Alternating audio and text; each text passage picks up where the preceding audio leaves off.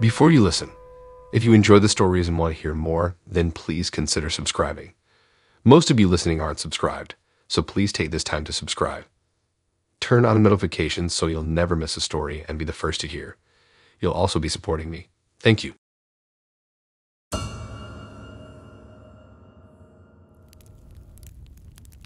It all started when I decided to book a quick 2-night escape from my bustling life.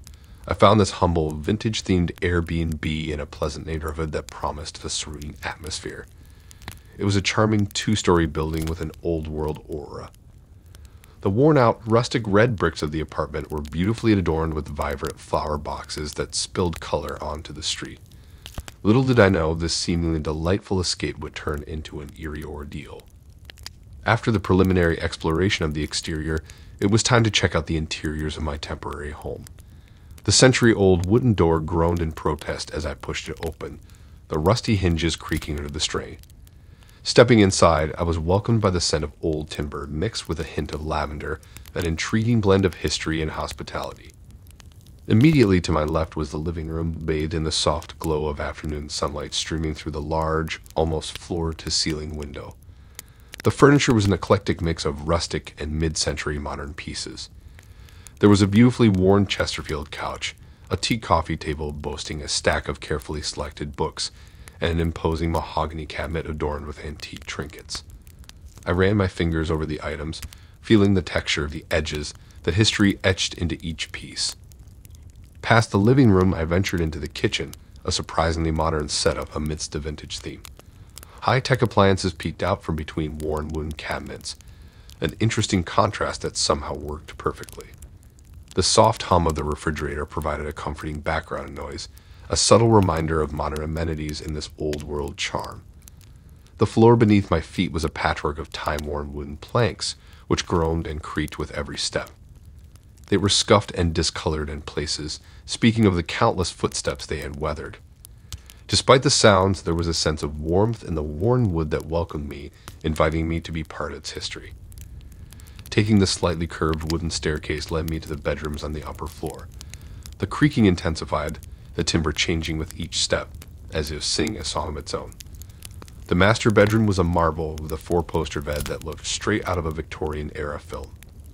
The bathroom was no less impressive with vintage fixtures and a grand mirror hanging above the sink. While the apartment was filled with antiquity, it also offered modern comforts subtly infused into its vintage aesthetic. However, the blend of the old with the new was not the only surprise that the apartment held for me. It had secrets hidden within its walls, waiting for the darkness to reveal them, ready to turn my idyllic getaway into a chilling adventure. Little did I know as I moved in that my stay would turn into a tale of fear and intrigue. After settling down and acquainting myself with the apartment, I started to notice a few things that were slightly amiss. The floorboards, while contributing to the vintage ambience, creaked oddly under my weight. The odd creak here and there was okay, but this was more frequent. But being in an old building, I shrugged it off as typical sounds. As darkness began to wrap around the city, a strange feeling I never had before. A feeling of being watched lingered at the back of my mind, but I pushed it aside, blaming it on the unfamiliar surroundings. Just when I was about to surrender to sleep, a distant rustling sound like the crumbling of paper echoed through the silent apartment. My heartbeat quickened, but I brushed it off as the building settling down. The morning, however, brought an alarming revelation. My wallet was missing. It wasn't on the nightstand where I last left it, nor was it anywhere else in the apartment.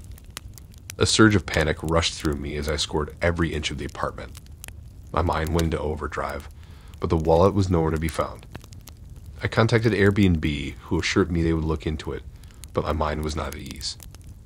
I spent the day replaying the rustling sounds from the previous night, now with a newfound sense of worry. As dusk approached, my fear grew. The rustling noises returned, this time louder and seemingly closer. I decided to confront my fears and trace the noise towards the bathroom. The unsettling feeling grew as I moved closer. Despite the fear, I managed to convince myself it was probably just an old pipe or something. On the third day, as I washed my face in the bathroom, the mirror crashed onto the floor, shattering into countless pieces. My heart skipped a beat, but the true horror was yet to reveal itself. Behind the fallen mirror was a gaping hole leading into what appeared to be an abandoned apartment. My heart pounded, curiosity battling with fear. I mustered the courage to explore the mysterious hidden apartment. It was eerie, the air heavy with dust and a musty, forgotten smell. It was a time capsule of sorts, with furniture hidden under dust-laden sheets. The most horrifying discovery was what seemed like an observation deck, holes in the walls that perfectly matched the layout of my rented apartment. A chilling realization washed over me. Someone had been watching me from behind those walls. The rustling noises weren't the house settling.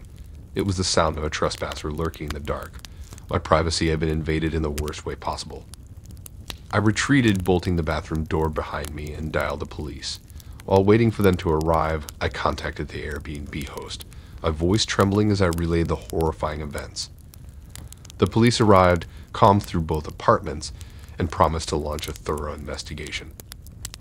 Sitting in the back of the police car, giving my statement, the normalcy of the situation felt oddly comforting after the harrowing experience. That night, I found solace in a mundane hotel room, my thoughts still reeling from the ordeal. Airbnb assured me they would fully cooperate with the police and refunded my money. The incident, though, left me scared and cautious. I'd learned my lesson about security, privacy, and the deceptive charm of beautiful places. It served as a grim reminder that sometimes beneath the allure, there could be lurking shadows waiting to strike.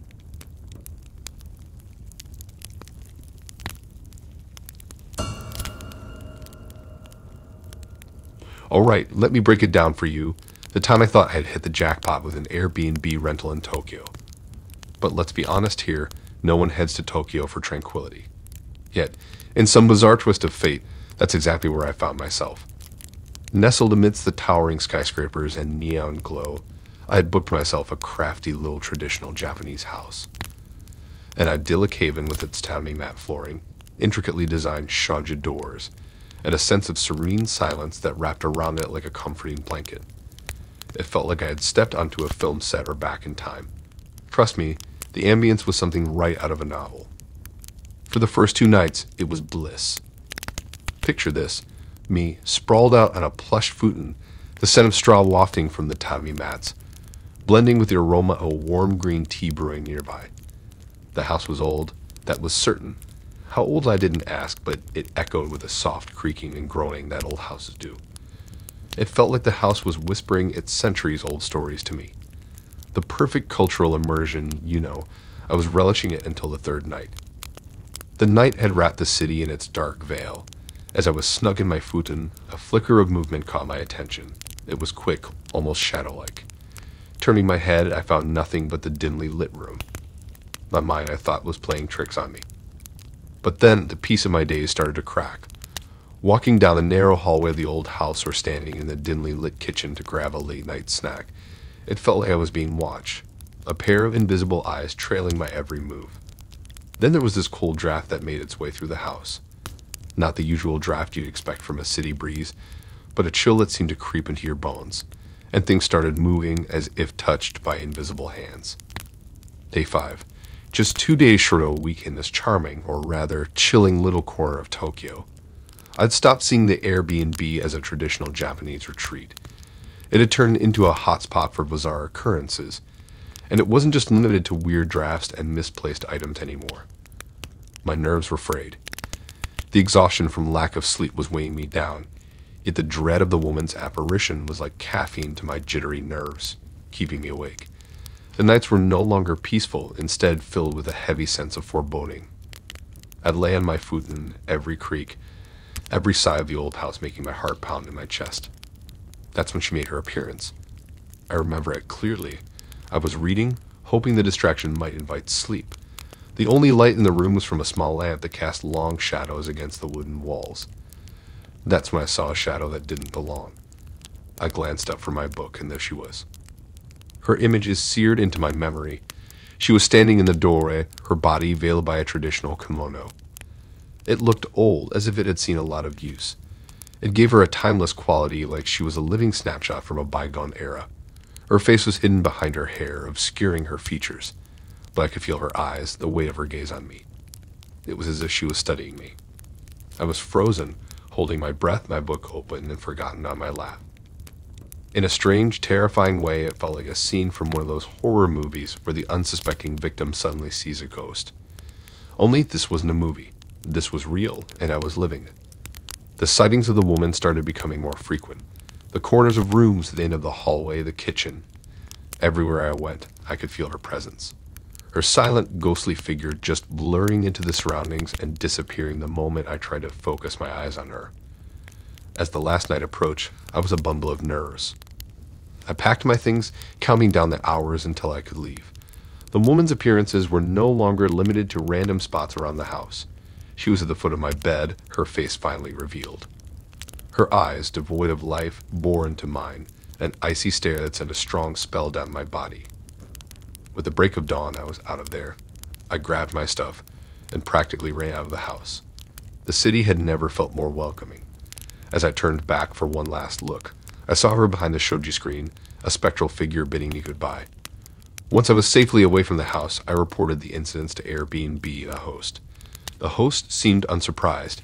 He talked about the house being old and having a rich history. Airbnb apologized and gave me a refund. But the experience, that will stay with me forever. So there you have it. My Tokyo adventure wasn't all about sushi and cherry blossoms. It was filled with cold drafts, spectral sightings, and a vacation rental I was more than happy to leave. So, here's the setup. Me and my mates, fresh off a week filled with relentless work in buzzing London, we decided to switch gears. We thought a nice soothing weekend away from the constant hum of the city would do us some good. So, off to Manchester it was. We stumbled upon this charming little cottage nestled in the heart of the city. It was a captivating blend of modern amenities cocooned in the rustic charm of yesteryears. From the pretty red brick exterior to the invitingly lush garden, to the warm and cozy interior, the place was a perfect backdrop for our Instagram feeds. It was perfect, or at least that's what we believed. The reality, however, was that we were walking straight into a scenario that could have been ripped straight from the pages of a horror novel. The first day was nothing short of fantastic. We spent the afternoon lazily easing into the coziness of the cottage, exploring each corner of the 3-story marble. Everyone picked rooms and petty fights broke out over who'd be stuck with the chores.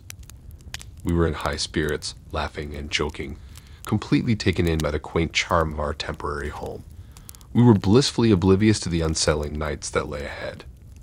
That very first night, the aura of the place shifted.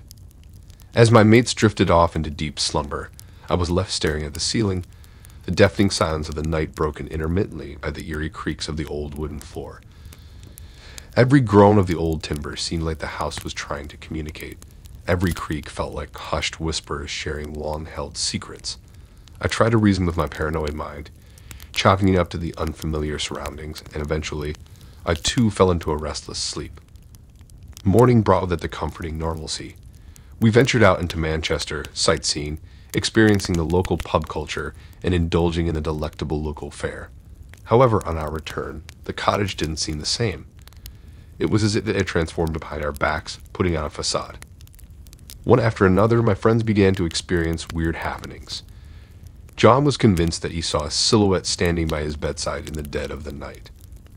Sarah couldn't shake off the feeling of soft whispers seemingly coming from the vacant rooms. Our belongings seemed to have a mind of their own, turning up at odd places as if someone or something had been rummaging through our stuff. The cellar of the cottage added a chilling allure to the mystery. It was bolted shut with a hefty padlock. Despite our attempts, it refused to grant us entry. Our host had casually mentioned it was a no-access area, but it only sparked our curiosity further. Eerie sounds seemed to originate from it, soft yet distinct thumps, as if someone was moving about in a faint, continuous scratching sound, like a desperate attempt to escape. Things took a serious turn when we discovered an ancient journal tucked away in a dusty corner of one of the rooms. Apparently, it belonged to a previous occupant of the house. The brittle, yellowed pages revealed disturbing details of the house's dark past, unexplained deaths, mysterious happenings, and chilling accounts of rumored hauntings. Unearthing the journal sent icy shivers down our spines. Suddenly, all the bizarre incidents started falling into a horrifying pattern. The whispers, the shadowy figure, the unusual noises from the cellar. It was as if we were in a live stage show of the house's haunted past. With each passing night, the spectral activities escalated. The soft whispers morphed into distinguishable voices, the shadowy figure seemed more corporeal, and the noises from the cellar turned deafening. It felt like the house was desperate to narrate its tale of despair. Our last night at the cottage was a night of sheer terror. The once charming cottage was now a house of horror. Nobody dared to be alone. We huddled together in the living room, not daring to shut our eyes. The voices were now constant. The noises from the cellar were incessant, and the once elusive figure now seemed to lurk around every corner. As the first light of dawn peeked through the curtains, we couldn't pack our bags fast enough. The cottage, bathed in the warm morning sun, looked as charming as it had when we first laid eyes on it. But we knew better. We knew the secrets it housed, the darkness it was cloaked in. As we made our escape, we felt a wave of relief wash over us. We reported our spine-chilling experiences to Airbnb and our host. The only consolation we received was a full refund. But the haunted memories of that weekend still linger, a chilling reminder of the time we spent in the seemingly charming cottage of Manchester. Thanks for listening in. If you like these stories and want to hear more, then please subscribe and like and support this new channel. We have more stories for you to listen to.